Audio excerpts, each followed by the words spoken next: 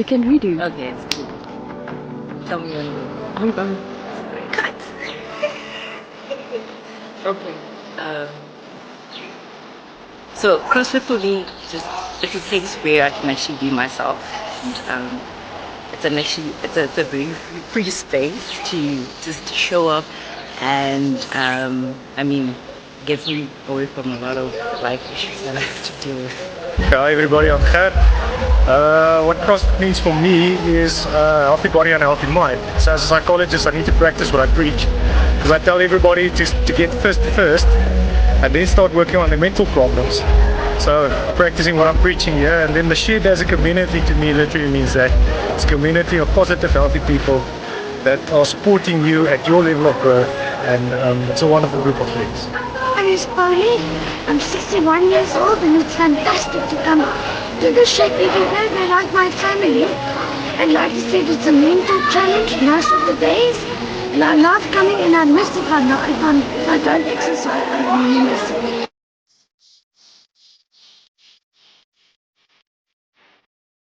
I need to take away my snack.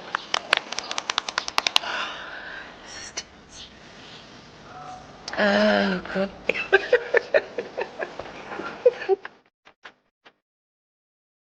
Thank you to Two Brain Business for putting on the best affiliate video contest of all time. I think the winner got $5,000, $3,000, something crazy. I think it was $5,000. Mucho dinero. That was interesting. There was a lady in there and her face was a little cockeyed like this. And then when she grabbed her rower cockeyed. That was a trip. Did anyone else see that continuity in that? Like she was like, did you notice that? Cockeyed. Yeah, she was just cockeyed. Dave Castro is coming on tonight. He is not in studio. There he is from home. Beaver. Who's this Beaver dude? Hey, He runs the back end. we've only met 5 times. It's okay. Do we see you? Does everyone else see you? Just you. Just you, Dave. Are we live right now? We are. I want the world to see Beaver. They can see. Everyone sees Beaver.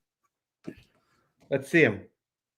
Are they all seeing us right now? The 3 of us, or just the 2 of us? No, all 3 of us. And C Beaver will be running. He's putting his hat in to be on the CAC. Okay, you didn't tell me we were going to do this with a guest, a friend. We're not. Okay. He's the bad guy. I just exist. Don't worry about it. Are you going to the games, Beaver? I am. Only for a couple days, though. What happened to you, Sevon?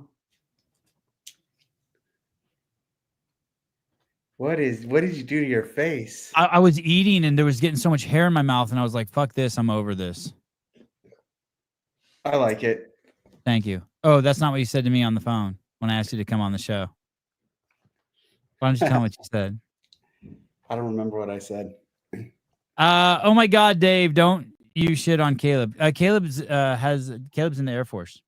I'm not shitting on Caleb. Well, you were kind of questioning. I mean, do you want him to go away? I can put him in the back. I can put him in the closet. Is that what the C stands for? C Beaver? Caleb Beaver? Correct. You're in the Air Force? What do you do? What's your MOS? I'm an EOD tech. Oh, cool. Well, thank you for your service. Thanks. How do you have like a no shave chit or something? Hell yeah. Is that really you do? Or Hey Dave, this is what it was like talking to you when you were in too, by the way. You know how just like all his energetic answers and like just I love to see you being punished by like this soulless creature, just like no energy. That's the way you used to be. Where are you stationed? Somewhere in Florida? No, I'm in Nebraska now. I'm in the Guard. Okay, got it. Well, yeah, thank you for your service. Thanks. Dave, you ready to go hard, dude? Let's do it. You ready? I'm ready. Okay. Well, ease in. How's the interview going? How are the interviews going with the athletes? They went really well. So basically, I decided really late, I was going to do them. And only because Jenna or someone from her team asked if I was going to do them. And I hadn't even really thought about it. And they're like, hey, you're going to do your interviews again? And I said, I don't think so. And Jenna actually said, hey, I think you should. So I said, okay. I started doing them. And again, I wanted to do it with the intent of getting through everyone. But then, like, just with everything going on and with all the travel and with, frankly, just not prioritizing other things in my life and in work, I kind of fell really behind. And then so I got to a point recently, like last couple of weeks, where I was like, all right, I totally forgot about these. I need to start doing them again. And then I realized there's no chance of doing them all. So I'm going to just shelf that idea. And I just decided I'm going to try to focus on people I've never interviewed before. So basically, if I interviewed you last year, I probably wasn't contacting you. But that was like if you think I interviewed Jeff Adler. So basically, it was after Adler where I kind of made that switch in my head. Are you claiming you interviewed Adler? And so basically, I made the switch and said, all right, I'm going to just start asking people that I've never interviewed or that are rookies. And so I got through a majority of those, not all of them, and I'm done now. I've thought about doing some. I asked a couple people today, last night or this morning if they could do today. But like now I can't do anymore. So kind of disappointed that I didn't get through everyone. But it's also like I accept where it's okay because where I am in everything and just all the travel and everything going on with work and etc. So I'm content, even though there was a point where I was really disappointed in myself. I was like, fuck, I should have finished. I should have done everyone. And then I was like, you just got to understand where you're at and move on. So last year, let me say something though. Yeah. I don't appreciate our conversation on the interviews. Okay. Just it's honest feedback. It's not feedback. You told me I suck. You told me today. You told me today that I look funny with my beard shaved. Here's the deal. Did you say that to me just because I said you suck at interviewing? Yeah, I just wanted to but no, here, let's go back to the interview stuff. Okay. You watched one of them and you called me and you were laughing and you go, oh my God, dude, you're so horrible at this. Yeah, you're bad. It's bad. And I'm like, dude, I'm not bad. Hey, here's the deal. I'm asking them questions that I genuinely want to know about them. And that's the best thing. That's the thing about these athlete interviews that have been rewarding for me is just like getting to know some of these athletes and connecting with them. So when I see them at the games, it's not a blank slate. And so I'm asking them things I would like to know. And it's the same thing I do with the affiliate interviews. It's the same thing in terms of these are things I would like to know about you or about them. And others hearing, they might find some value in it too, or others listening. So that's my perspective on those. Okay. You're an idiot. You better brace yourself. This is how bad you suck. If it wasn't you interviewing them, you would have the worst numbers in the CrossFit podcast space. Hey, someone actually made a really good comment though. They said, hey, it's just like Theo Vaughn. He sucks, but it works for him. And that is true. Like your style works for you. But like if you went to journalism school or media training, they would be like, what the fuck are you doing, dude? Hey, dude, you can't say shit when you've only watched a quarter of an episode. Watch 5 episodes. Watch 5 full episodes and then give me some feedback. Dude, I watched the first 30 seconds of Mirham Von Rohr, and she barely spoke any English. That was really challenging. That one was really hard. I tried to watch Adler. That was different, dude. That was technical difficulties. Okay. Hey, which one? Who's been your favorite?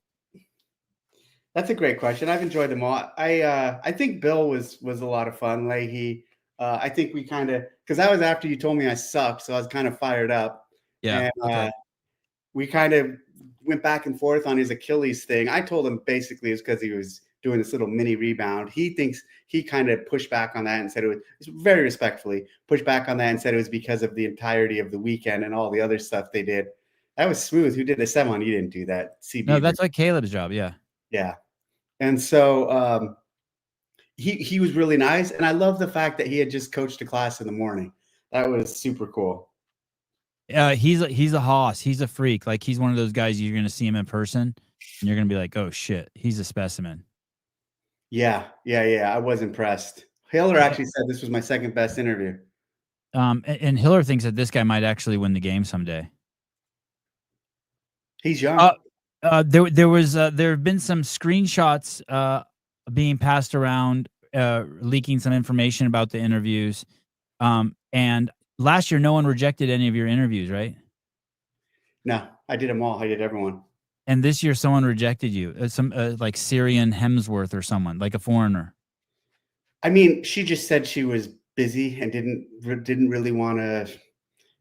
I don't even want to get into what she said because there's some personal element there, just about in terms of qualifying and all that represents, and like What? so. What? Wait, what? I don't understand. Yeah, I don't want you to understand because it's her. You're not supposed to understand because it was her message to me, a very nice, open, honest message about why she couldn't do it, and I respect that. And so I'm not going to share what she said with you. And if she wants to go on a podcast and share what she said to me, that's fine. But I didn't take it as like a slight or anything. I was just like, okay, got it. Like, I understand and respect that. All right. Josh K. Oh, by the way, Yeah. we're gonna do the 7-on-15, the little discount we always do whenever I come on. I have a few. Oh, really? Yeah, few of the shirts left. Obviously, some olive oil. The 500s are sold out. The 100s are sold out. There's some 250s, some garlic and some lemon, and there's some leather goods, of course. So Do you have any of the pepper olive no, oil? Thai chili pepper is not. We're working to get some more in soon though. Is that your best seller? All that stuff, yeah, for sure. All that stuff right there, I hand make. And so scroll back up. I take it. The right there is good. Yeah, yeah. Huge height of leather. Cut it down to those straps, and then assemble, burnish the edges, finish everything. It's fun. It's therapeutic. It's like running for me. Like when I go out for long runs, you can think and like just kind of zone out. Working with leather is like that for me. Can you emboss stuff on there? Or do you No, just I keep don't it have blank? you can after the fact. I personally don't have the machines. I've for a while wanted to buy a laser engraver. I just haven't yet. If you look on that one on the left, the keychain, that's just a stamp. That's a press with my logo. So I stamp all those. I actually don't stamp the belts. I just keep the belts a little more low profile. But I have a press and I just stamp that down. CrossFit, no wonder it's crooked. Yeah, that's his pathology. That crookedness is because it's therapeutic. Hey, hey, Who the fuck is CrossFit? who knows? But it's someone. It's someone we know. We're sold out of the 2.5s. We're sold out of a few stuff. So when I get back from the games, I got to go to Hollister, which is right down, and get some more oil from my guy. A few more of those shirts. A few more shirts left. I was going to ask you something about the. Oh, there's a video on your YouTube channel where you show the making of the belts. Yeah. I'm gonna make some more content like that now that I have Final Cut Pro. What, dude? What? I'm making all kinds of content. Pull up TDC Hunts on YouTube. Pull up my new YouTube station. See. Oh, you have 2 channels now? You're multi-channeled? Yeah, I don't know if that was a smart idea, but I'm doing that because I'm putting a lot of shooting and hunting and gun content on this other one. I didn't want to put it on the main one because obviously it'll nuke your good one. If you put guns on there, exactly. So I'm putting, and this one's nuked. I mean, I only have 300 followers or 300 subscribers, but I'm putting really cool shit on here, and I'm making all this shit, and I'm making all these videos, and so via Final Cut Pro. So I'm having fun with it. I'm having fun. I like your videos about the backpacks because I've been trying to find good packs just to like carry all my shit in, and that's been really helpful. So I'm gonna that's a lot of views for only 300 subscribers. When you have as many views as subscribers, that's really good. Yeah, it'll eventually grow. I'm just gonna keep being disciplined about putting stuff on there, putting instructional videos, reviews, stages from my shooting competitions. If you look at the stuff all in that the top line, those are all from the same shooting competition. Did this 3-day team competition with the Coast Guard sniper in Wyoming a few weeks ago. And that's kind of an overview of the competition, breakdown of stages, a breakdown of the gear, the 2 videos where you see the handstand wall behind me in the gym. Those are gear review videos. And then the ruck challenge videos are on the bottom right. And so I think I really got into the editing and the video stuff because I was filming my daughter's track meets, and then I was putting them on to YouTube unlisted, and just doing basic editing stuff. And then I was like, well, I should learn how to do this. And I asked Sevon, I'm like, hey, is it really hard to learn Final Cut Pro? And you actually gave me the best advice. You said, hey, all of this shit these days is so easy to learn, because if there's anything you want to do, all you have to do is put it in Google and YouTube and type how to do this. And I do that all the time, and I learn so much. So if I want to spin a video or do this, just how to do that, how to do this. And I'm learning, I'm telling you, I'm going to get really fucking good at this editing shit. It's going to take some time, but you're already good. They're already getting way better. Hey, let me ask you this. So I was at your house testing some internet stuff. That's when I met Rory, who I had on the show, and you were having a shoot at the ranch. Where did I say I was? The house. Oh yeah, I was at the ranch, and you were having a shooting competition there, and then the next week get another shooting competition. You said normally you don't have them that close together, but why don't you advertise those? Do you not want 200 people to show up? No, because I only can have like 30 people show up. So I'm paying for liability insurance, and I set the limit. Okay. And plus the logistics of it, I couldn't have 200 people show up. So okay. So 30 people is max what I have. I mean, it was it seemed like a lot of people already, but I was like, I can't believe people aren't coming out of the woodworks. I mean, you have people there driving from five hours away. You have people from Reno coming out for that. Yeah. Yeah. Yeah, that was cool. That was my first time ever at a shooting competition. That was cool. Dave, are you bringing shirts to the games? I bought the wrong size. I'm not. I'm bringing some shirts for some specific people. If you got the wrong size, send me a message and I'll make sure I bring you the right size. Hey, what size did you send me? I think I gave you a large, and you haven't worn it yet. Well, I put it on one day and it was tight. Right. Maybe I gave you a medium. Maybe you just bulked up. I'm wearing a large right now. It fits me fine. Okay. And how much do you weigh now? Are you under 200 now? I'm under 200, motherfucker. Just checking. I'm in the low 190s. Just checking. Okay. How's the sale of the company coming? I don't know. No comment. You have nothing to say? Nothing to say. And in a video, you said you were going. That was your last time to Albany, and then you went back to New York. Was that in regards to game sales? What's games? I mean, sorry, company sales. Sorry, company sales. Like, did you go back to New York after Albany? In a video on Pedro's podcast, you said, this is my last time going to Albany. And then a week later, you were back in New York. Yeah, and that's very different, no? It is very different. That's what I'm saying. Were you there? True statement, right? Yeah, were you there because of some sort of game sales? Oh, look, there you are in New York City.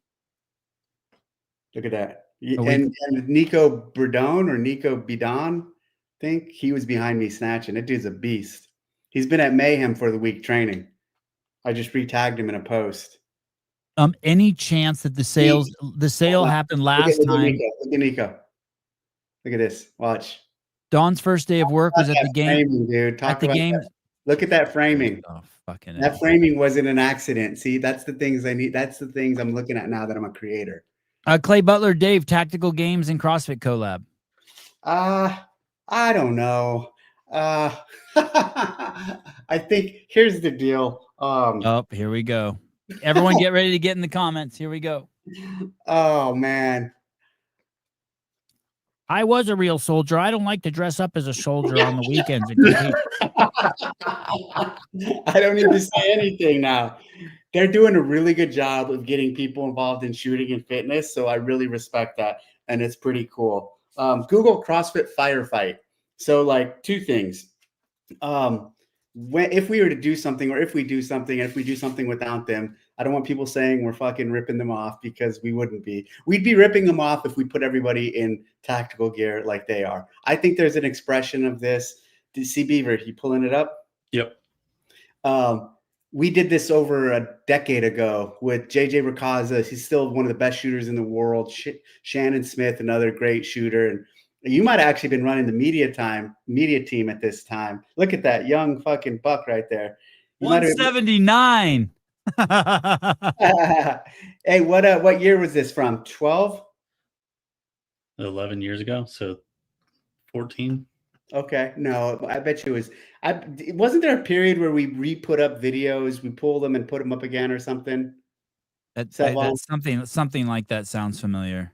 Yeah, that's not 14. That was before, I think before 14. But anyways, where was I going with that? That says 2013. Yeah, it does. So there's Dave Ray. He used to work with us. So we did a shooting and fitness competition. I think that's Froning. And yeah, it is Froning. I like Shannon Smith of Florida put it on. And I like the expression. I like the version. I like that one.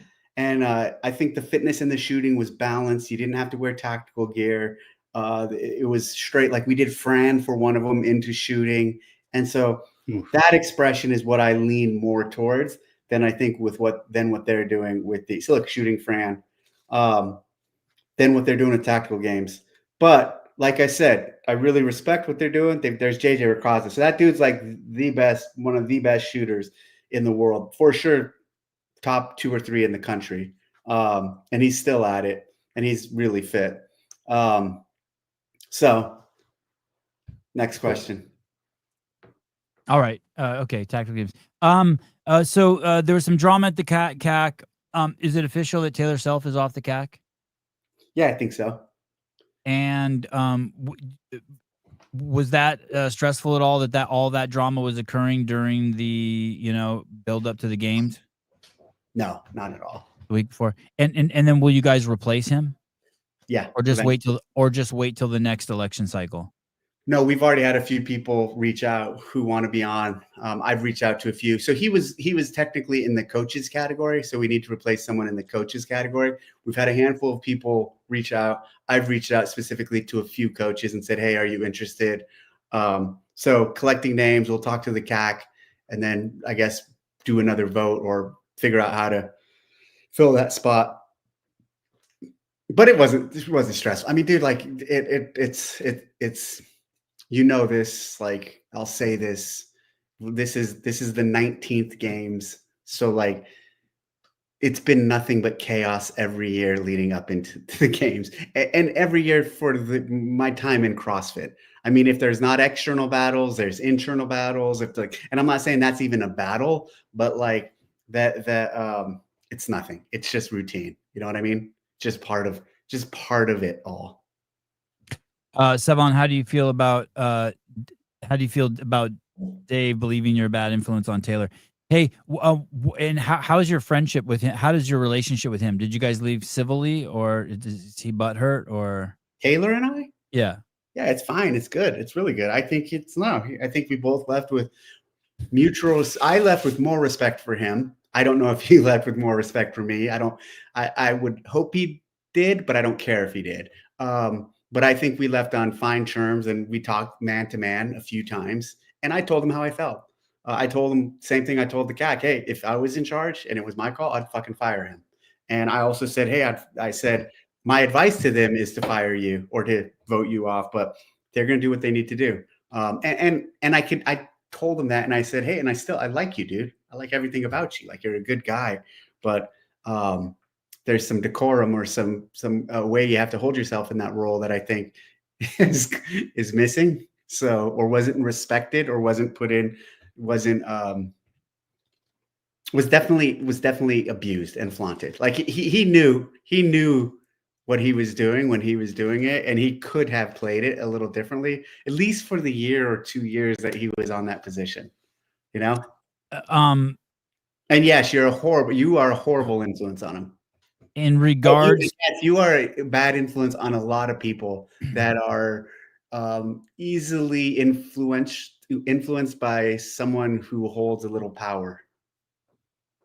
Oh, you're being very manipulative. You're being very, I see what you're doing there. Planting seeds. That's good. Hey, good job with the Jen Fishko CrossFit Medical Society too. That was awesome. That you featured. And good job with Bill and the Ruck Race League, Bill and Cariana. Thank you. I'm an amazing podcaster. Jenna Adams, go to Contrast in Albany for hot cold therapy. Oh, okay. Good call. Jenna Adams, go to Contrast. That's with a K and then some like hipster dots over the O. Where is it, Jenna? And I guess if you're an athlete, you want to do some ice baths or cryptotherapy, turning your Bitcoin for an ice bath. A massage plunge. Oh yeah, plungy. Nice. Click on that middle one. Wow. Okay. Red light therapy. Okay. Yeah, perfect. Gonna need that. She doesn't sit on a towel. Oh, There's a she's towel sitting there. on a towel. All right. Vile. Okay. Oh, Nice. How far is that from downtown, Jenna? Let's find out. how did they choose that? How did they? Hey, I have a question for you. Sevan, Okay. what do I need to do? What do I need to do to become a good interviewer? No, you do you, buddy. I don't want to corrupt your style. Hey, here's the thing. Your format's small, short. Your time domain is short, and so like my biggest critique of most people is that they don't do follow-up questions, right? And so they hear something and then they don't ask a follow-up question when it needs to be asked. And so I do that. No, you don't. Caller, Yes, I hi. do. And your cadence is a little. 30 seconds. You admitted you watched 30 seconds of the interview with the athlete who barely spoke any English. How was I supposed to press on her? She spoke good English, but she actually asked me in email prior to the interview. She said, "Hey, can you just ask basic questions?" And I said, "Sure." Okay, I'll give it another try. Caller, hi. Hey, what's up? So, Dave, real quick, I know Dallas was a 1-year thing. You were in California and Wisconsin for a long time. What's the chances of you being in Albany for more than 1 year as of right now? Pretty low. Damn. All right. Are you from It's Albany? comfortable for me because I'm in the East Coast. Hell no. Okay. I'm from Long Island, so. Okay. But yeah, it's gonna be a 3-hour drive, but I'm pretty psyched to be there next week. So. When do you get in? Thursday morning. And here's why. Let me say why it's pretty low. Well, one of the main reasons is so next year is the 20th anniversary. It'd be cool to do something special for the 20th. It's the 20th games. And then, as long as I'm involved, I think I would like a outcome where eventually in the near future, maybe 21 to 21st games or maybe the 22nd games, very soon, we do go international. And so I think it's close to that time. So I think Albany's great. I really like the city. I'm excited to go there. I think the venue is great. So it's not about why I say very low. It's less about the city and more about where we're at in the sport and some of the things that I think we should do with that because of these important timelines, important moments in our time, in our history. Yeah, obviously, for the 20th, you want to do something super duper special. I could see going international after the 21st year. I'll go regardless wherever it's going to be, as long as it's I heard for the 20th performance. Jethro, I heard for the 20th year. I probably shouldn't spill this, but they're going to take it back, and in memory of the first games, they're going to reduce the prize money to 0. Just so it's kind of like. And a number 3 from Panda. Yeah, Yes, exactly. Yes. Yes. You're Panda old Express. school. Yeah. What affiliate do you train at? I'm at CrossFit Chief Nation. He's We the owner. emailed back and forth a little bit. Yeah, very cool. Well, thanks. I'll see you at the games this year. Thanks for coming out. Thanks, Jethro. All right, guys. Good night. Bye. Yeah. So the interviews are a little wonky, like your cadence is off, or there's like a little bit of uncomfortability between you and your guest. You know what I mean? Always. But that's just gonna have to go away with reps. You're doubling down on the interview thing? I just thought of it. I just thought of it, like in terms of advice. You've admitted you're a fraud. You're like MSNBC. You've admitted you watched 30 seconds of one interview, and now you're giving me detailed feedback. Okay. Dave, what's your favorite memory or experience with Sevan? Please don't ask questions like this. Driving in the van during the Dave Lipson, Rob Orlando, California tour. Remember that?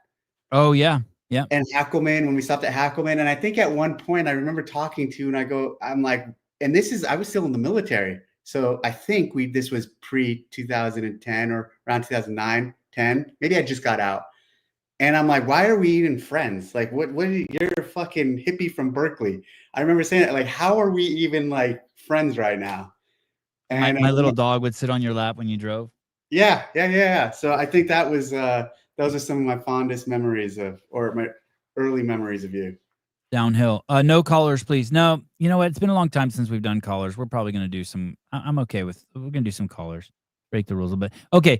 Saxon Panchik, a dear friend, longtime CrossFitter, crazy pedigree with, you know, got the Spencer and the mama and Papa, and then of course the big dog Scott. Been around Scott for qualified to the games. The Masters. The Masters. It's still the games. The Dude, you know who else qualified? Graham Holmberg. Yeah, Graham did. That's going to be amazing. Yeah. That's so cool. I think that's really cool too. So, he came on the show. He had some strong words just in general about his thoughts and the direction of the company. I know you were buddies with him. You had even spitballed an idea or two of doing some things with him. You know, video things, projects with him. You would talk to me about. And then he goes over and runs the Big Double. There's Will Morad's fitness project. He goes over there and becomes in charge of their affiliate program. I think I'm characterizing this right.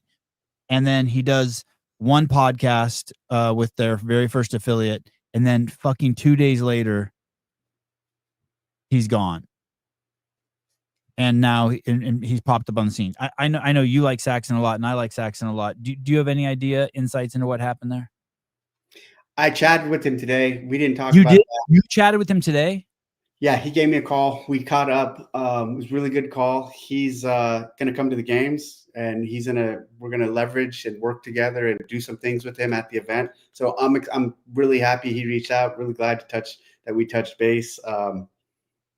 Excited to see him at the games and involved with what he cares about, the CrossFit community. And he made that really clear. He cares about CrossFit, cares about the community. So excited to see him in a week or so. Did he give you any insight about his journey over there at the Big W? No, we didn't talk about it. We didn't talk in detail about that. Was it acknowledged that there could be was there anything weird? Did you feel any weird vibe? Or like, if he called you, he must have had some story in his head where he felt like he needed to patch things up with you, I'm guessing. I don't want to share, like, you know how I am with these things. When we talk to people, I don't like to share the details of the conversation on a forum or a format like this. So I'm not going to share any more detail about the conversation I had with him. Okay. Let me ask you this. Was there ever anything weird between you guys?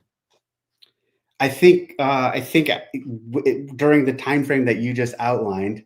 Yeah. Yes, I think it was a little strange, and that's one of the reasons why we had to talk. Were you close? Because we've worked together a number of times over the year. He's been on the demo team, obviously at the games. We formed a little relationship where we communicate, stay in contact. But yeah. Was it ever was the oddness ever talked about, or all of a sudden it just went radio silent? I'm not going to get into all of that. Okay. All right. See, follow-up questions. Go watch some of my shows and you might see some follow-up questions. 5x2 deadlift at 475. Damn. Looks like he's preparing for Rogue too. It's a beast. Royce Dunn,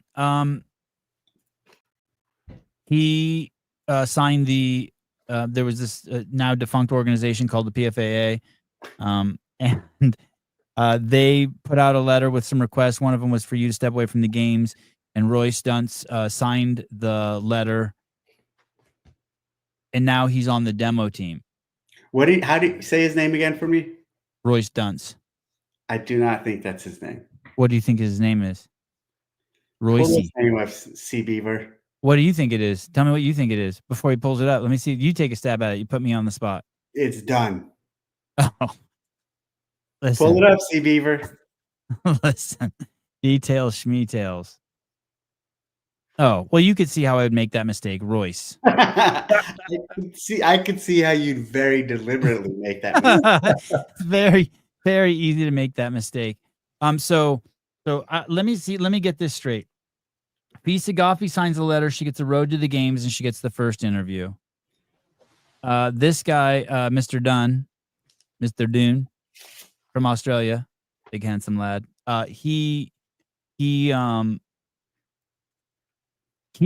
gets to this. be on the demo team. That's like a coveted position. So I heard, let me tell you He this had real a quick very before you. nice. He and I had a very nice talk in Mayhem at Mayhem. Actually, I did with Fee too. He actually addressed that. And again, I'm not going to get into the details of it. There are a collection of people from that signing that you're talking about that, yeah, like I wouldn't put on the demo team, or I wouldn't have on an interview, or I feel very differently about than I do with Fee and Royce at this time. Okay. So someone the other day said Dave just picks his favorites to be on the demo team, and I was like, yeah, of course. Why wouldn't he? And then they said, well, they need to be good too, and I said they are good. Would you say that that's? I hardly even know. Pull up the demo team. Other than I know Ralph really well because he's helped out a lot. Oh, you don't handpick those yourself? I know. I wish you would have picked this girl from the army that I wanted you to pick. Harvang. Yeah, Emma Harvang. And Luc De Jong. Yeah, look at it. Do you know Carolyn Stanley? Raphael, I know well because he helps me test. Royce, I barely know. Who's the other dude? That's the dude that Taylor fucked his game strip up. Taylor told him to put on the wrong weights. I don't know at all. These are like the team discusses this and suggests. So this notion that I'm just picking my buddies. Let me help kill that right now. Who are the women? Caroline Stanley, Cara Caroline Milligan. Stanley. I mean, I know her, but like I wouldn't say like I know her that well. I've never really worked with her. Quads like Kyra, same. Don't know her that well. Christina Cole, I know well. I like her. But you mean Christine Cole? You mean Christine Colenbrander? See, you fucked up her name. But I call her didn't Christine Cole. I didn't fuck it up maliciously or on purpose. Like call her Christine Hole. Cole. I said Cole. I know, but I'm saying, but you still fucked it up. But yeah, so this notion that these are my buddies is kind of not real. I think if I was going to pick my buddies, I would have picked Brooke's sister, Scuds. There would have been a handful of other people that I would have picked if it was just off of like who are Brooke's sister. You mean Sydney Wells? Have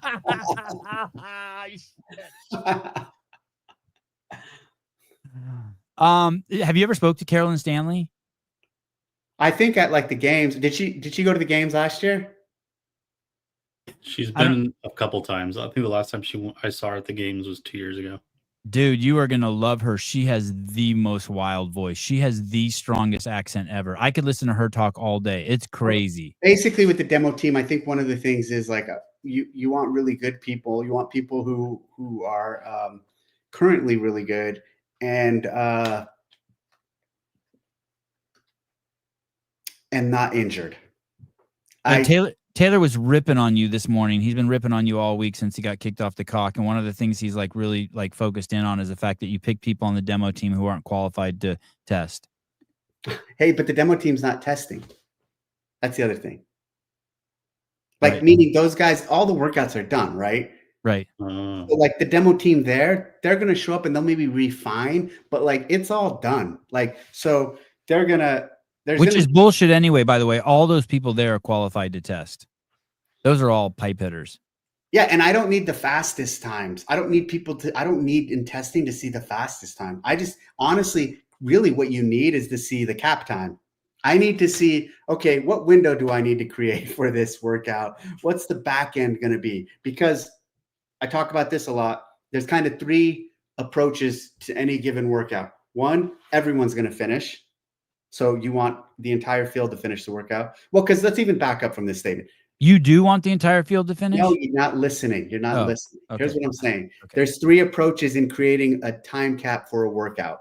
A time cap is an arbitrary time that prevents the athlete from finishing. All of these athletes can finish all of these workouts for the most part, unless it's an escalating weight and the weight stops them. But our time caps are a function of logistics, a function of the spectacle. So with that notion of it's an arbitrary stopping point for the workout, then you have 3 approaches. 1 approach, everybody finishes in the time cap. Second approach, 50% of the field finishes in the time cap. Third approach, very few people can finish in the time cap. that's how I go into all of these, and I look at the time cap. And you guys can think of examples throughout the years. Actually, specifically in regionals, we used to really like enjoy making one long workout where only a few people throughout the entirety of the regionals would finish it. And just think of how cool that was and what it did for the spectacle and the storytelling. And so the one that I talk about a lot where I've really got the time cap wrong is the final with the handstand push-ups and then the kettlebell walk. I think it was, or was it the yoke? The one Julian tested, and Julian did it, and he did it in like 3 or 4 minutes, and he tested it multiple times. And so I set a time cap like at 5 or 6 minutes because I was like, if Julian's going to do this in 3 or 4 minutes, they're all going to do it in 3 or 4 minutes. But the thing is, when we got to the games, I didn't realize how much better that time Julian was than everyone else at handstand work.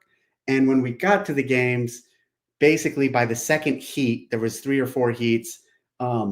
Only one person had finished. And I was like, oh shit, this was not what I was looking for. And in the very final heat, luckily Matt Frazier had wrapped up the games. He had won already at that point. Matt Frazier was like the only dude who was able to finish. Maybe there was another, but in the time cap. And it worked out. It was fine. Everyone was excited because Matt won and the way he won, but that was not how I wanted it to go. Like I did not want a couple people, especially for a final.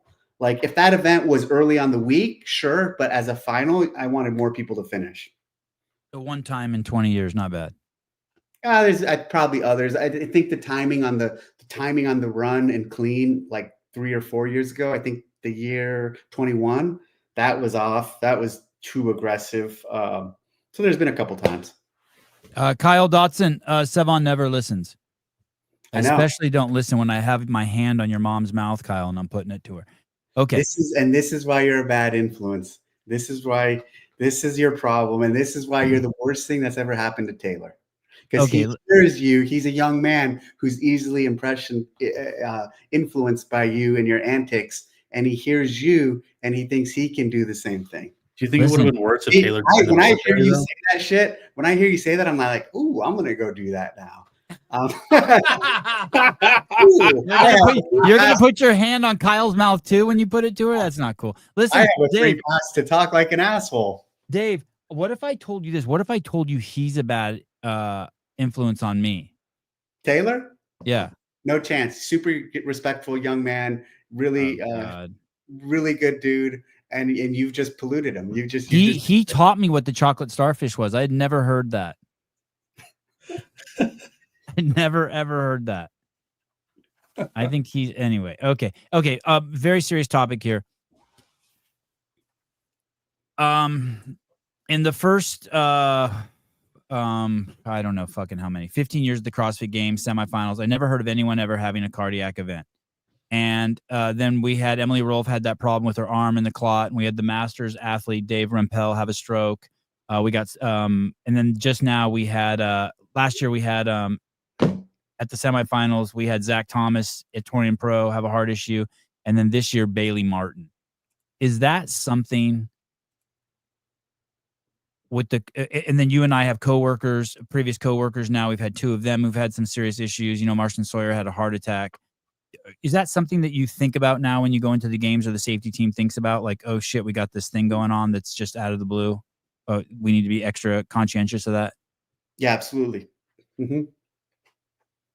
And they're definitely talking about it and definitely taking into consideration and definitely looking at everything we're doing and how to, if something like that were to happen during an event or during a lift or during etc., how we're putting it the right safety in place, how the judges are looking at people to make sure to see if they're starting to become, you know, not distracted, but out of it, or if they're starting to be show symptoms, show signs of distress, etc.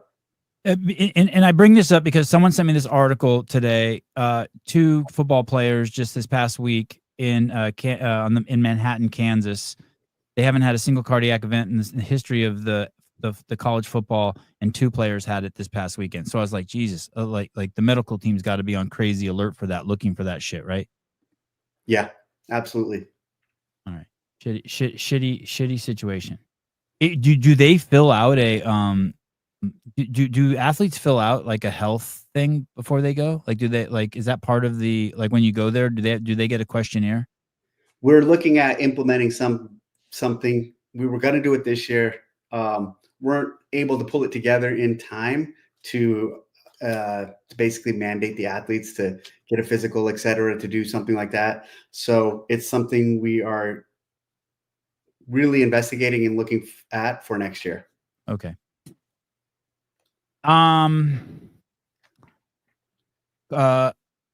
So Tyson Bajan's coming to the games. Yeah. And we're thinking about having him. We're gonna do some fun stuff with him. Like he might start one of the workouts. We might have him throw some footballs into the crowd. Imagine that.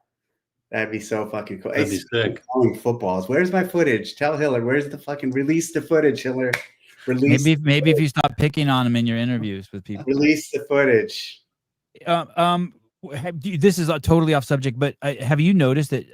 Probably you haven't noticed, but whenever the Chicago Bears post a picture of him on their Instagram account, everyone's basically like, "Hey, this is the best second string quarterback in the NFL. Basically, get rid of Caleb, bring this guy in. Caleb's a lunchbox." Have you seen that shit? No. Oh, it's crazy. And so we were thinking, Hiller did that little workout. It's called Beat Bajent. People could register for it, and the $7 for registration went to a local affiliate near his neighborhood. And then they're supposedly, I don't know this for sure, I haven't heard this out of Hiller's mouth confirmed yet, but they're going to do another Beat Bajent, and they're going to do it at the games, just like in one of the booths or something, maybe at the Rogue booth or maybe in the athlete warm-up area. You cool with that? It's a short workout. It's like 3 minutes, I think. 2 minutes. I don't know why they need to reinvent the wheel. I think Travis or Tyson made something really special with that 10-minute one, and just stick with it, run with that. I mean, that's a great one. Oh, you mean just keep the same workout? Yeah, absolutely. That's what I'm saying. Like, that's a classic now, man. That has the potential to be a real classic. And like, I'm looking at that as like, that's a go-to fucking measure of my fitness at any given point.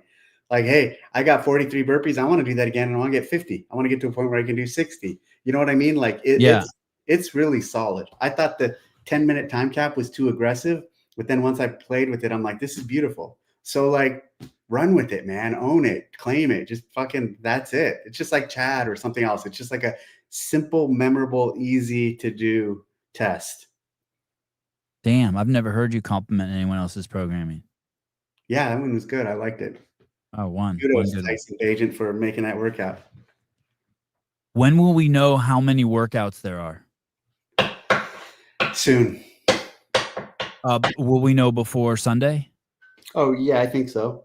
We'll know how many. Let me rephrase the question. We'll know how many scores there are before Sunday? I think so. Would you consider any of these days, you obviously program the games, would you consider any of these days the hardest days in CrossFit Games history? No. I think this is a very special game. I think the games is core CrossFit. I think it's going to find the fittest alive. I think the right people are going to win, whoever they're going to be. I will not. I've said this a lot in the past, as you know. This is the hardest day ever in the games. I don't think I'll say that about any of these days, and that doesn't mean it takes away from the test at all. It just means it's different. That being said, it doesn't mean it's easy. It doesn't mean they're not going to be hard. It doesn't mean some people aren't going to find the days incredibly hard and challenging. The three of us don't have to go through what we're putting out there. You know, they do, but some of those you look at, so it's a 3-day event. And just by the nature of that, you look at when we've had 4 or 5 days, when we've had 4 days, we've had a day and then a rest day and then 3 days of competition. And like on that day, that first day, you could really hammer them, give them a rest, and then have another couple hard days. I think that aspect is a little different because it is only 3 days. It doesn't mean it's taking away from the overall test. It doesn't mean the fittest won't excel and rise to the top and win this competition. Get with the programming. 26.1 is 10-minute time cap, 100 cows on the rower. Yeah, there it goes. There Max it is. burpees. Do you have issues with doing that stuff like that, like taking other people's programming, like and giving someone a nod? Yeah, I don't think we should. I don't think in the open, I don't think we should. Nah, I think the open should either be something new, because I think there's a lot of community excitement for something new, and or repeat. Great choice for demo captain, Dave. And I don't think, well, I wouldn't, 26.1 probably wouldn't include a rower. I'll say that much. 26.1 and 25.1, and pretty much like you have to be really deliberate about what you put in there, so large amounts of people can get through them, and so it's accessible to all. The thing about, if you start the open with a rower, I mean, there's some boxes with 3 or 4 rowers, right? And you want 40 or 50 people from that box to get through it. It's kind of a logistical nightmare. Later on, it's okay, but in the beginning, you kind of want a workout that as many people as possible that want to do it can do it. When you say this games is going back to core CrossFit, I just think, okay, no cargo net. Well, Do yeah, you know what I mean? yeah. I don't mean that that's a dig. I don't mind the cargo net. I just think I don't like. You're talking about stuff that was like. That's one. No obstacle course, no cargo net, no sledgehammer. Yeah, I mean, yes, all of that. Like, no pig. No pig. No pig. What about a slug? Let's talk about your that post you made of the bear standing on the was that a spool it was standing on, or a dumbbell? It's whatever you want it to be. And was that a bear standing on there? It's I mean, you tell me. Well, you wouldn't tell me if it's a spool or a dumbbell, so I want to start with something easy. Then we'll go. That animal looked like a bear. Caleb, was that a bear? A fucking lion. Bear. It's a lion. Your Honor, the witness is being hostile. And where did that picture come from? Did someone take that picture and give that to you? So it's the creation of something special for the games, and that's part of the process of it being created. And so it's in process to be finalized. It's not final yet, but that's one of the stages of it. And I saw that and I was like, this is awesome. And I asked, can I post it? And they're like, yep. And Yeti, that's why I tagged Yeti. I'll let this cat out of the bag. Yeti's making it. So Yeti's, they have some master design builders. They're creating that. Call her. Hi. Call her. Fuck you. So part of me wants to go, okay, the award, it's probably not the trophy for the games, the final trophy, I'm guessing. It's probably not the spirit of the games. I'm guessing Yeti is sponsoring a workout and they're going to give prize money and you get the award from them. Well, we are doing that at the games this year. So and I told the athletes this the other day on a call. After every event, you've seen this before, Sevon. We did this, I think, early years of Madison, maybe late years of Carson, once or twice. But basically, at the end of every event, we're going to call out the top male and female performers for those events, give them their $3,000 check because they're going to win $3,000. And the title sponsor for that event is going to go out there and present them the check and have their person present the check. So if it was your podcast, you would come, if Sevon's podcast was the sponsor of event 5, at the end of it, and Tia and Dallin won event 5, you would come out there and we'd let you on the mic and say, congratulations with your event 5 times. Here you go, Tia and Dallin. Okay. And so that's what Yeti's going to present. I'm not saying that. Any new equipment this year? I don't think so. We talked about the interview being ass. Who's going to win the men's competition this year? I have no clue. I mean, maybe I have a little clue. I would say Adler, Sprague, Pepper, but like, I don't know. And I also don't care. Like, that's not the things I'm thinking about. That's not what you hate men. Okay. Sorry. I know you hate men. What about the women? Sorry. She is going to win for sure, I imagine. Like, here's the deal. Tia, she's just way too dominant at this point. She's way above everyone else. So like, I assume, And here's the thing. I assume Tia's going to win. And if she doesn't, well, then whoever beat her really fucking deserves it. I know you don't make workouts with any particular athletes in mind, but you ever make a workout and you're like, oh man, Colton's fucked on this one? No. It's like a wall ball target to like 18 feet. I'll say this, in the very early days, in like the Carson days, there was stuff where we were programming and like starting to go to like 225 power cleans and shit.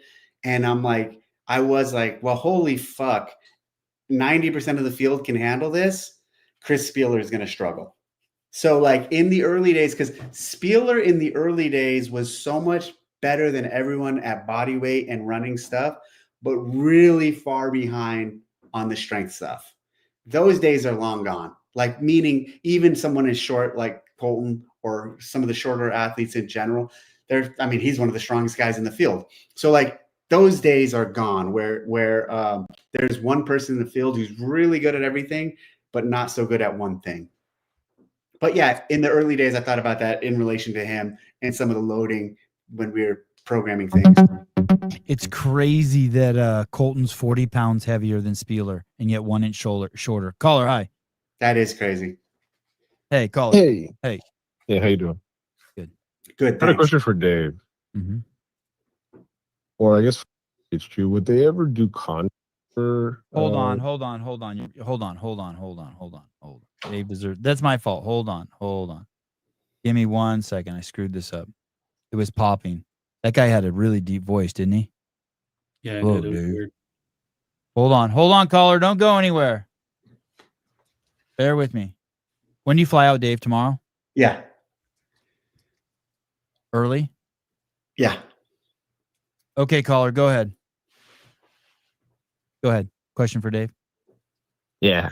Go ahead.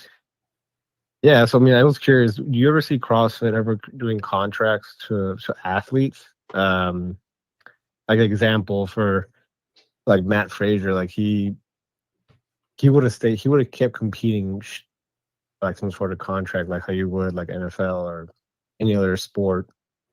But would you ever see CrossFit going down that path where like a dominant athlete to be the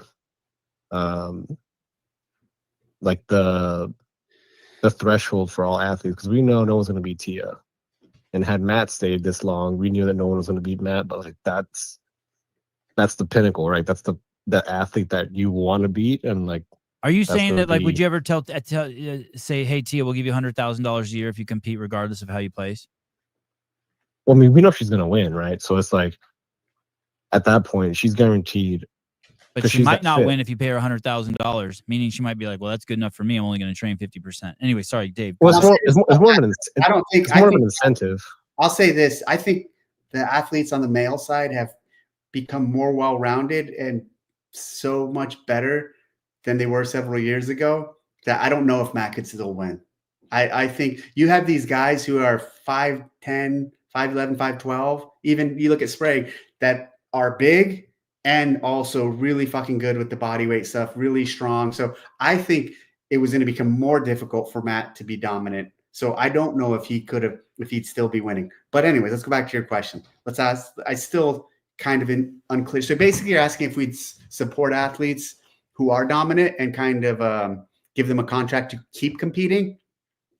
Well, Tia, she's had 7 wins, right? And so like that's kind of like your staple. That's who every athlete wants to try to beat. That's like the rabbit, that in a sense, like if you're in a race with a horse race, like that's going to be the thing you're chasing. And if you can't beat it, well, that kind of determines like how fit everybody else is, depending on the competition. But like with Matt, his last year, he was just way too dominant. That's why I think he left. He kind of stated it. It's like, well, there's no one challenging enough to keep doing this. And like, if they were to offer me X amount of money, like I would have stayed. But obviously it's like a time that's not. I'll say this thing, but it's just. Let me say this to the question. From my relationship with Rich and even from my interactions and relationship with Matt, I know this about what they did and when they stepped away. It is such a personal journey and it is such a hard journey that like when they're done and when they're ready to step away from it into a new chapter of their life, you need to let them. And like, I would feel like a horrible person if Matt or Rich were ready, or Tia, to step away, to start a family, or to focus on their children or whatnot. And we're like, here's 500,000. Don't fucking step away. Stay in it. Stay in it. Cause I feel like it's selfish to our needs, but not really taking into consideration where they are in their journey. Competing at this level is a really personal endeavor that there's a lot of sacrifice, and there's a lot that, I mean, even look at Brooke, what's going on with her and like her retiring. Like, she's choosing when she wants to stop and what she wants to go off and, you know, do what she wants to do in her life at the time she wants to, it makes total sense, right? Like, Right. I respect that and wouldn't want to challenge that or push that. That being said, we've offered Rich a lot of money before to compete in open announcements in the past and in other things. So like, I would say there are times where we would pay them to do things, but not pay them to compete. Like Yeah, like not yeah. All right, Yeah. caller. Thank Like, you. not be like thank you. Okay. Hey, that brings up a good question. Do you see this as a sport, or do you see this as a test? Like in the early days. That's a great question. And you know what's funny? Even when I think about it, go ahead and say what you're going to say about the early days. Well, I just remember when Rosa came in, they stopped calling it the games team and they called it the sport team. And I remember just thinking, wow, that's really weird. And I remember just in the early days, you and Greg would call it a test, and the games was the proving ground. And the test was to find the fittest person and show the efficacy of the training methodology. And I think the rebranding of the games to sport might have been one of the biggest mistakes Rosa made at the time. I think it has created this expectation or this demand or this desire for this to be something that it has organically grown into, but something that they want forced and want now. Even this term professionalization or being a professional sport, you know what? We could have said fucking 20 years ago or 10 years ago or 15 years ago, this is a pro sport. Here at this level, you're a pro. But we decided not to. We decided not to be that arrogant or that pretentious. Like, we never felt the need to put a fucking fake title on it. And even when you look at what these guys are doing with their pro cards, cool, because you created an event and you started one fucking competition, one series, and you're gifting pro cards, doesn't make it a pro event. So we're actually going the opposite way. Like, it's very professional. There's people making livings off of it. There's people making a lot of money in it, but we never were pretentious enough to brand that pro. So my point is this: it's always been a test of fitness. It's always been this community-based effort, this community-based expression of what's happening in affiliates that culminates with the test for the fittest alive. And in that, there's a lot of opportunity for people, and there's a lot of for athletes, and there's a lot of different expressions of it. But I think when we start thinking of it as a sport, I think a lot of people get twisted in their heads on expectations on what it should be. I was talking, I can't tell you with who, but there's this, I was telling you can. I said this: the future of sport, or the future of the CrossFit Games, is only built off of and can only be made with the community and the affiliates in mind. If you're creating a future of the sport or a future of the competition space that diverts and goes away from our community and our affiliates, it's a fool's play. You have to build, however we expand this, whatever direction we take this, however we build this out, however we make more events, no more events, et cetera, et cetera. All of that has to be guided by one thing: how does it support the affiliates, and how does it support the community, and how does it best serve them? If it's not serving them, or if it's not helping them grow and helping new people come into CrossFit, it's going on the wrong direction. Hey, do you think anything? Go ahead. The sport aspect, the sport name, that it's interesting, because like even this notion, you see High Rocks now, like, we want to get in the Olympics. Whatever, dude. You know, for a while we had people on our team that were all gung ho. We're going to get CrossFit in the Olympics. Same thing. Whatever. Like, it's those are your dreams and ideas that, like, it's taking it potentially in the wrong direction. Aren't those the same people that started the PFAA? Let me ask you this. Do you think any of this is a cultural phenomenon? I was thinking about all the places where the testers start interfering with the test. So like in the San Diego Unified School District, all of a sudden they made it illegal, or the teachers were no longer allowed to collect homework because they said it was unfair. In Washington State, they said that math, there can't just be one answer to every problem because math is racist and you can't say 1 + 1 is 2. And just shit like that. Do you think that this is like part of a cultural phenomenon where these handful of testers started trying to interfere with the test? I mean, basically that's what it was. I mean, in a nutshell, it's not a stretch to see this group wanted to come in and take this thing that you created in your mom's backyard and take the test away. They wanted to manipulate the test, change the test. Like they're like, man, I got so good at what you're doing now, I can do it better than you. I'm gonna. Do you think that? Do you see a cultural like? It's the purest expression of inclusivity that you'll ever see. Meaning everyone can start, everyone can do it, everyone can have the chance to go to the next stage. Everyone can go to the next stage and excel or not excel, and then anyone can go to the games. And I think when you start talking about the leagues and the point systems to qualify and all of that, it's too gimmicky or it's definitely too premature. It's definitely like this. I think what a lot of vision that people have for where this should be is not taking into consideration where it truly is. Right. The thing with wanting to go to the Olympics is mind-boggling to me. It's as if they have something to offer. I mean, look at some of the sports in the Olympics. You want to be like alongside some of them. Like, it's not even. Yeah. I don't want politics in the testing. Basically, at the end of the day, I don't want politics in the testing. Politics in the testing, and that's exactly why this separation of, call it, church and state, specifically the athletes, and specifically like us not sponsoring or paying athletes to do what that guy was just saying. Imagine if he said, "Hey, Frazier, you're on a 3-year contract with $5 million for 3 years to compete." Do you think that's not going to Dave calls Fraser and asks him what workouts he wants? That's what people would say. Yeah, for sure. Because he's a CrossFit athlete. For sure, that's what people would assume is going on. Yeah, I mean, and the UFC has to deal with that shit all the time.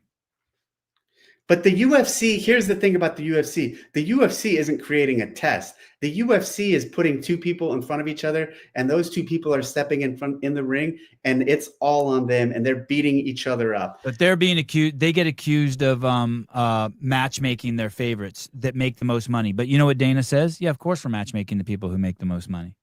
Yeah. So at the end of the day, let me ask you: is there an after party this year? No. No after party. Throw one. Yeah, okay, I will. One more before, because I can see you're talking to someone. What do you think about this? There's all these people who aren't in the sport. They've just kind of aged out. Like this is Brooks last year, Vellner and Fikowski aged out. Horvat's gone, and all these new names are popping up. And my feeling is, in sport is like, what have you done for me lately? You got the Lydia Fish, McGonigal. You got all these people coming in. Alexi Neely. Are you excited about that? Yeah, it's beautiful, but it's also, I keep going back to, you hear me all the time say, I've been doing this for a very long time. This is the 19th year, right? 19th year. Yeah. 7 on 15% TDC Mercantile. Oh yes, tdcmercantile.com. Head over there now. 7 on 15. Will that be for the next few days? I've seen this happen 4 or 5 times over. I've seen this generational change happen multiple times, and like it's all part of it. It's all part of the routine. It's all part of the norm. I'm really happy that 2 Canadians up there have retired or done whatever they're doing. It'll be nice not having them there. So like, yeah, some of this rotation, it's really, it's healthy, and it's also part of like part of the sport and part of the journey that I've been on with it. That's just normal. And it's the same thing. People, when Rich retired, oh my God, Rich Froning's retiring. That's going to destroy the sport. And I'm like, no, it's not. It's going to be the next man up. Same thing with with Matt. So Matt was the next man up. As soon as Matt was retiring, everyone was like, oh my God, Matt retiring, it's going to ruin it. And people will say the same thing about Tia. And once Tia's getting ready to step down, everyone's gonna be like, this is the end of it. And it will not. There will be the next great females who step up. I don't think there will never be someone as dominant as her. There definitely in the future will be someone fitter than her. So the fitness will continue to increase. The dominance will be harder to capture. It's pretty much unanimously agreed that this is the most competitive, talented men's competition in the history of the CrossFit Games. Do you follow the guys close enough to see that? I mean, the top 10's crazy. Ricky Garrard, Colton Mertens, Dallin Pepper, Jason Hopper, Jeffrey Adler, Roman Krennikov. I mean, it's crazy. That's what I tried saying to that guy earlier. That's kind of what I mean is like the field that is bunched up and they're all really good and they're all really well-rounded. Now I think Matt would have a really hard time winning, especially because he's older. But like it's a different era. And like all of these guys, the margin for error and the weights they lift, the times they do this, their fitness, their capacity, it's crazy. And it's only going to bunch up. So here's the thing. It's really bunched up on the men's side.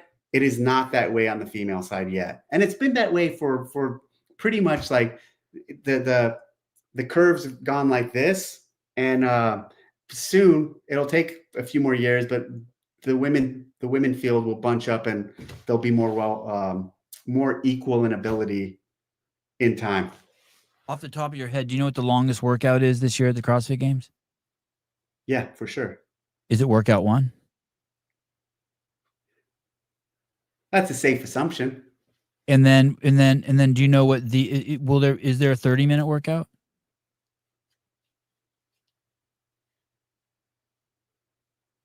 Next question.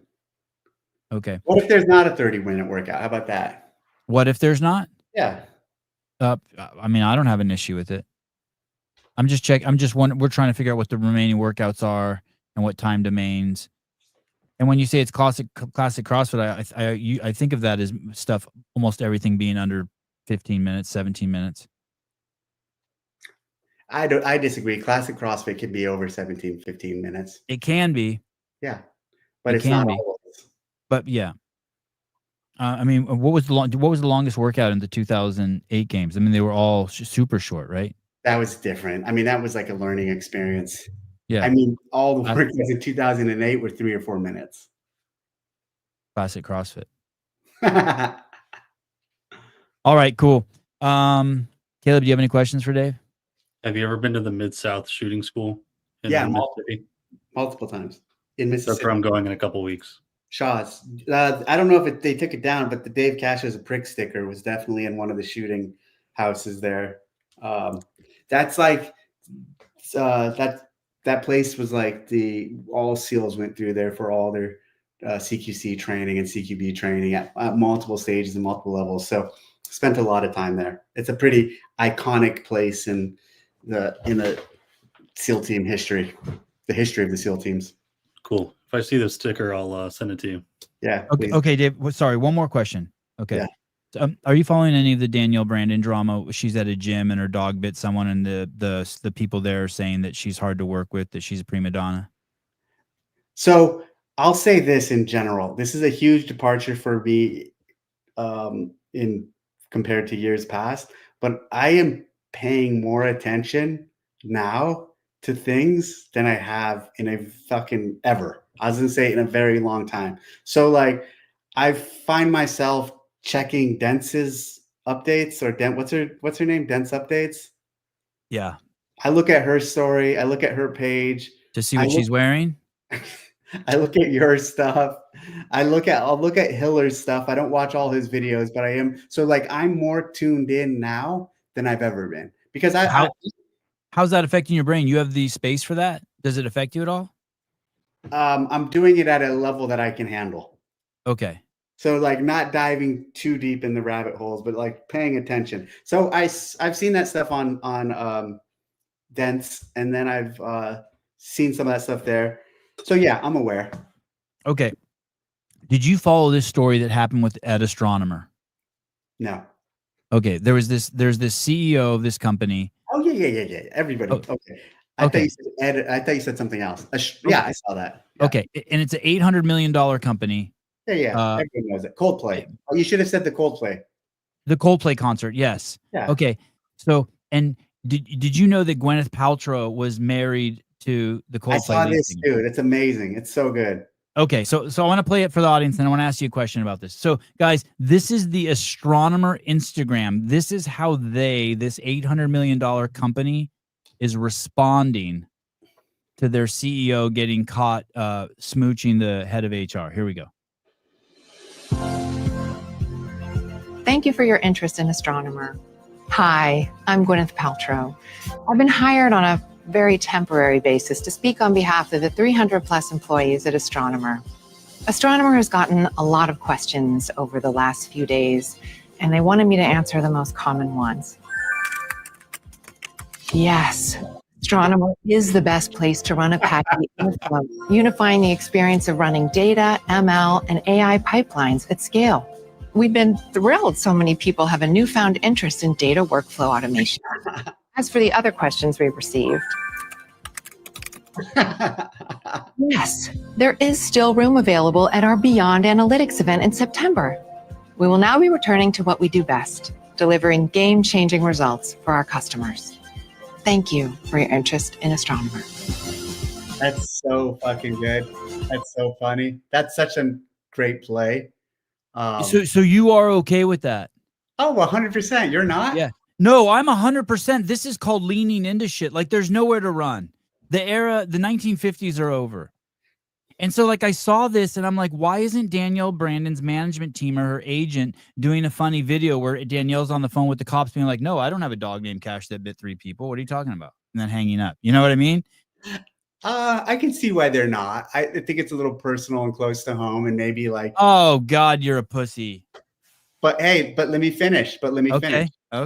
I can see why they're not, but I also totally understand and respect, like, this is all part of the game. This is all part of it. If you have 700,000, 800,000 followers, if you want to be a star in this sport, if you want to be the face of the sport to some degree, if you want to be any personality in this community, any personality with any kind of following, any kind of audience, be prepared to have every aspect of your life nitpicked and scrutinized by people out there. And guess what? That's okay. It's all part of it. And it probably means you're doing something right. Like you've earned what you want. In her case, to be a top games athlete, to have a lot of followers, to be a known figure in the sport. And so with that comes what you guys are doing. You guys are sleuthing. You guys are pointing things out. You guys are breaking news, and you're like a little TMZ. TMZ does that shit all the time, obviously, to stars. And so, hey, and it's also why you see how protective I am of my family and of my personal life, because I don't want that shit out there. And I know if I put it out there, I would be putting it out there to ultimately be criticized. People could criticize it. People could weaponize it. And I don't want to see that criticism of things that I hold close to me. And I definitely don't want those things weaponized against me. So here you have a case of, her life and what goes on behind the scenes or in her gym is of note and of interest to people. So if she's, call it treating people unfairly or pissing people off or doing this and angering clients or angering the owner, the chances are that's not going to stay in that little bubble. Big fucking surprise, right? The chances are that's going to get out there, and there's going to be people like you guys. And I don't even mean that as a derogatory statement, people like you guys. I mean, that's what you people do. I don't mean that as derogatory. Hey, that's the type of things scumbags like you do. Wow, nice. Here's one of the biggest shows that Dents has ever had, update shows, was the Danielle Brandon story. And I remember Souza talking with Taylor, and he's like, hey dude, this whole CAC thing and all the attention you're getting, make sure you leverage it. You're one of the greatest trainers who's ever lived. Leverage the attention to show people that now that the spotlight's on you, to get more people into Sentinel training. And the same thing is with Danielle. I wish she could see the value, like, hey dude, be an alchemist and realize all of the attention is good. Like, you should not be fighting the attention. Don't fight you don't need to fight the crowd. Surf it. Just surf that shit. Or are you just making that up? Is she? I mean, it seems like she. It seems like she is. Okay. Yeah. I don't see anything that suggests she's fighting it. Okay. Well, good. Okay. Good. All right. I'm also looking at it surface level. You guys are like sleuthing, and you guys are like fucking interviewing people. And Can we get Sevon scumbag shirts made? No, please. yeah, lean into it. Lean into it. Lean into it. Lean into it. Not that one. Oh, it's funny how that Hey. works, huh? Only when it's convenient to your narrative. Hey, listen. The other day that people were saying I look like Rachel Maddow. Yes. Okay, I'll make a Rachel Maddow shirt. How about that? All right, thanks, dude. Yeah, I this year for the behind the scenes, I'm hoping that you'll be. We have a big team going there with a lot of great access. But I'm hoping to. I'm getting old and slowing down, so I'm going to be singularly focused on you this year. Why? Because I'm old and slowing down. I just think that the other people can do the athletes better than me, and I could do you better than most people. So I know how to kind of stay out of your way and not get in trouble. Yeah. And do you want to know the real reason? Do you want to know the real reason? Yeah. You and Jenna told me that I can't get like the kind of access that I really want. So I thought, okay, fuck these guys. I'll say I'm covering Dave, and then I can get that access. Jenna might hear that and might change her perspective on it. She's cool. This isn't her first rodeo. All right. Thanks, dude. TDCmercantile.com, TDC Mercantile, and then Sevon 15% off anything on the site. And then Dave, how long will that go for? Because people will watch this video for the next 2 days. 24 hours. Okay, better hurry up. Thanks. Thanks, dude. See you. All right, yeah, Dave. Yep. Bye. All right, the Dave Castro. Dave's in a great mood tonight. Yeah, well, he didn't drive out here, so he's probably stoked. He's not sitting on the porn couch. The camera just pointed right at his cock and balls. Yeah. He's like, all right, that's enough of my dick.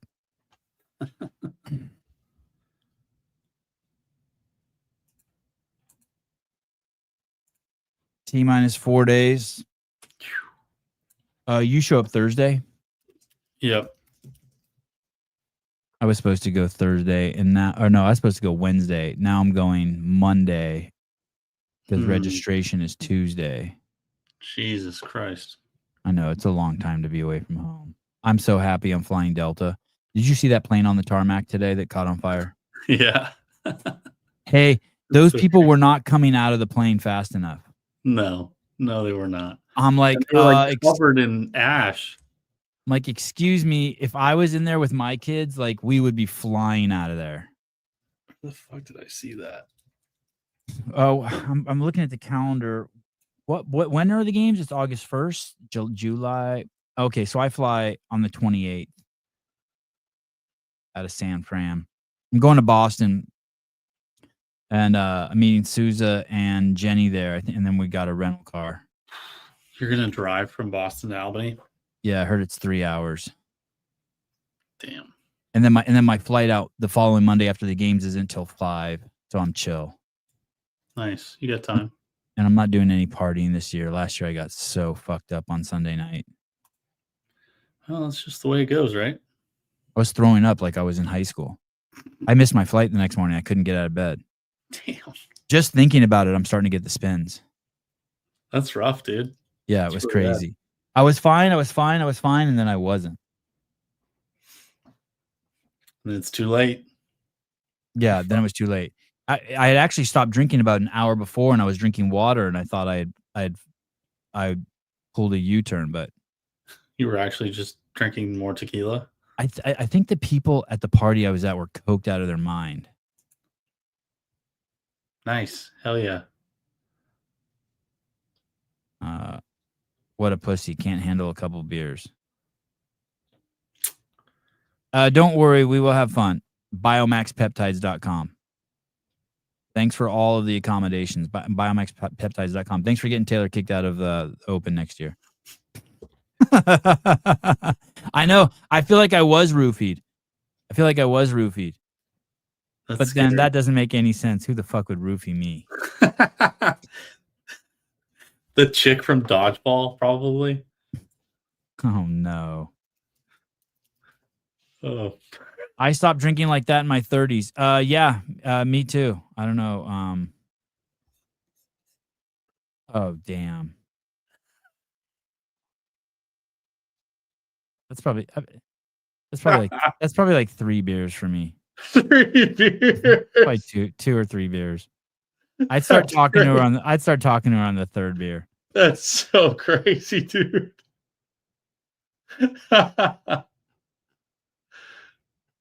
Oh my god. Yikes, dude. Is tomorrow Sunday? Yes. Okay, so tomorrow morning Tyson Bajan's coming on. Tyson Bajan and Bonnie Blue. Oh, both of them? Yeah. Wow. Yeah. That's exciting.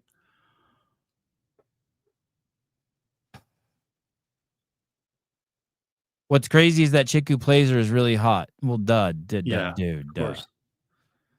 They just put in some fucked up teeth in her. Did something to her eyes.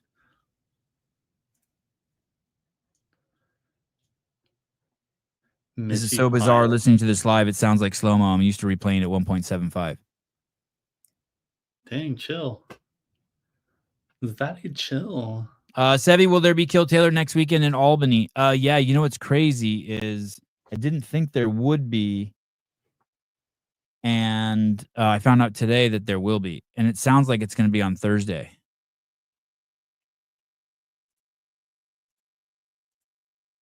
So there's that. Super exciting. Who is Bonnie Blue? Just Google her.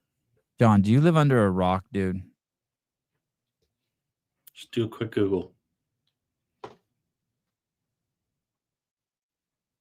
Bonnie Blue waffles. I don't get it. Isn't a blue waffle where the vagina just gets like beat to shit and it's super bruised? Oh. Google her on your work computer. Yeah, use your work computer. All right. Who do you want me to talk about? I'm ready. The astronomer thing's genius, isn't it? Imagine the comments are so crazy too. This is diabolical marketing. Give that team a raise. Need to know what the marketing girl pitch idea, the marketing girly who pitched this idea. As a crisis PR girly, this is a 10 out of 10. I'm not sure about the HR department, but the PR department is hitting grand slams. Brilliant PR.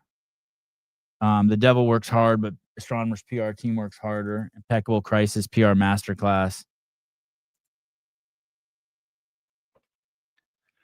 Yeah, that shit's good. I could do that for someone. You just let me know next time there's a crisis. I can help you. Stuff. Yeah, just make it fun. I don't watch any porn in this chair. I've never jerked off in the studio. Kind of it's a rule. It's a good idea. Yeah. Keep your business and pleasure away from each other. Oh, the entire affair was a marketing strategy. Wow.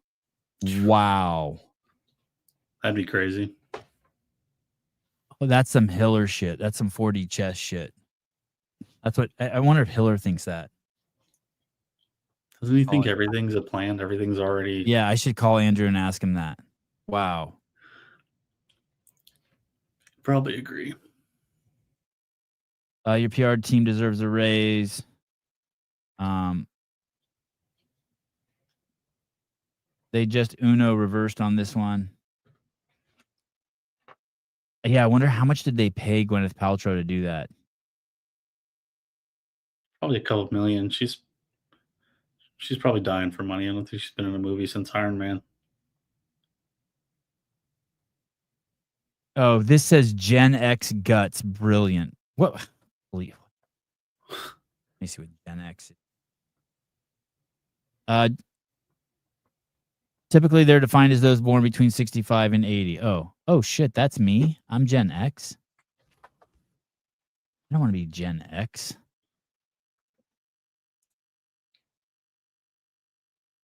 I want to be a boomer. Yeah, it's like everything is like genius.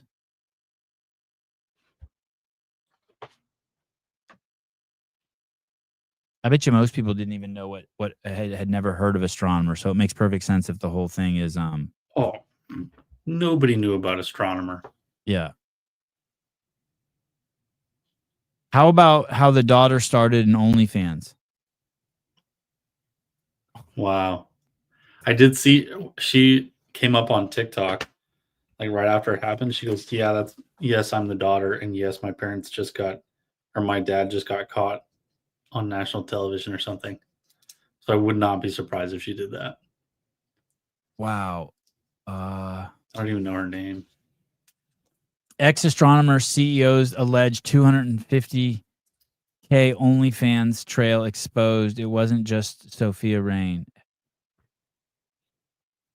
Oh shit. Oh, the dad was all over OnlyFans? Or maybe he had influencer says ex-astronomer CEO Andy Byron spent 250K on multiple OnlyFans creators. Claiming he spent over 250,000 on subscriptions, custom content, and video calls with multiple OnlyFans creators. Holy shit. Wow, dude.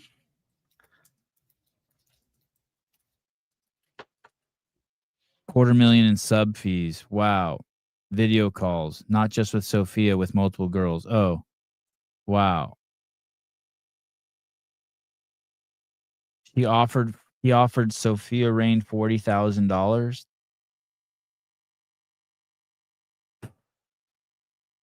Using secret Finsta account to communicate with Rain. Screenshots appear to show the former CEO requesting explicit videos, calls, and offering up to $40,000 for private content.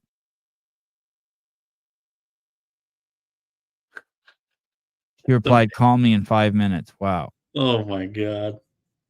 He added, "As a Christian, I don't condone this type of behavior. I don't disclose my donors, but I'm here for his wife if she needs a friend through these times. I know this type of thing can be hard. If she has any issues at all during this time of uncertainty, she can reach out to me. I'd love to talk to her and reassure that this guy is just a bump in the road."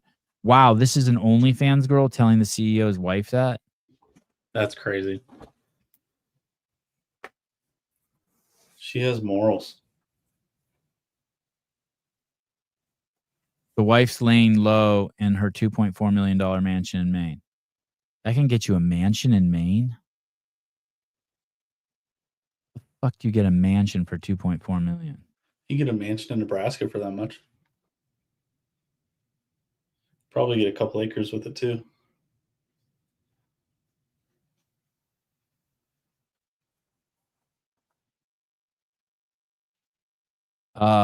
The CEO is the reason her lights were on. If you're broke and ugly, you're fucked. When did he have time to do his actual job? That's a great question. Somebody suggested that they went to the Coldplay concert as like a business trip because it was the three of them. It was him, the HR lady, and then the chick that the HR lady had just hired for the like. And who suggested what? Say that again. Somebody just suggested that they had gone to that Coldplay concert as like some part of some business trip. Like they had gone out there for business. Since there was three of them on the trip, they just Coldplay put it on the company. I heard recently. This is not confirmed. This is 100% alleged, and unfortunately, I won't give you the name. But I heard recently a CrossFit Games athlete was a stripper in Florida. Oh my God! But not just a stripper. So, but I can't confirm it. And someone else pretty popular in the CrossFit space was putting it to her. Maybe I'll ask around. For a friend, for science. That'll be a great story. Oh, here we go.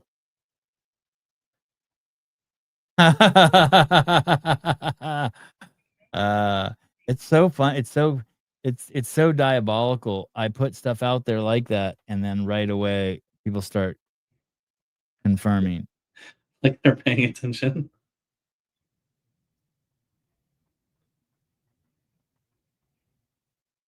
Damn. All right. You're an athlete and you've taken the vaccine. Make sure you bring your defibrillator. Drink a lot of water. Next week's Kill Taylor will be $1,500. That's crazy. Kill Taylor.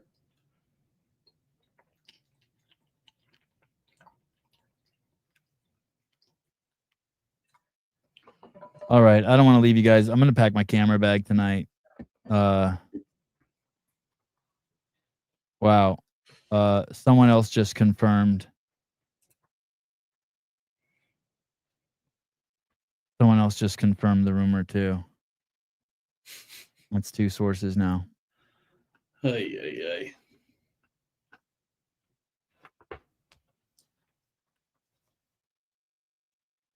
That'll be a fun story. That one's good. I'll make sure to keep you posted, Dents, on that one. That one will be good for 30,000 views.